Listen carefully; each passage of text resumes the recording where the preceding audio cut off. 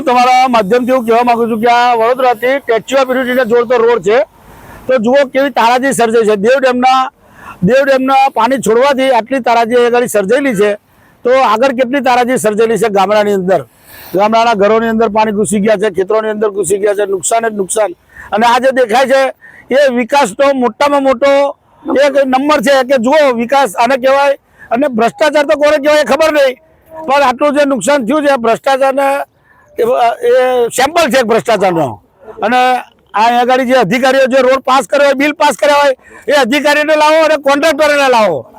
જો તમારા મીડિયાની તાકાત હોય તો અધિકારી અને કોન્ટ્રાક્ટરને બે જણને લાવો અને બતાવો કે તમે કઈ કક્ષાનો રોડ બનાવ્યો હતો। હવે એ તો બધું લઈ જાય, મટીરિયલ લઈ જાય, સેમ્પલ લઈ જાય છે અધિકારીઓ, કાયમ સેમ્પલ લઈ જાય। 2 મીટરનો સેમ્પલ, 5 કિલોમીટરનો સેમ્પલ, તો એ સેમ્પલ કેવી રીતે પાસ થયા છે? તો આટલો બધો હલકી કક્ષાનો રોડ થયો એવું